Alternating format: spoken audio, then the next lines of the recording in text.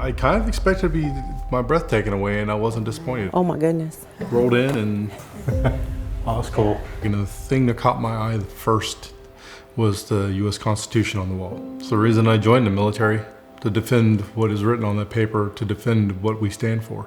Like so many harrowing narratives of our country's wounded heroes that the Foundation supports every day, Chris's is no different. We've just been through a lot, just horrific injuries. He lost both of his legs, lost some fingers on his left hand, broke his pelvis in 3 places. R.I.S.E stands for Restoring Independence, Supporting Empowerment. We want to empower him to live a normal life. That's what is so special about the way we do things, is that it's unique to them, to their family specifics. We've also designed the house with lots of wide open spaces. There's so much space.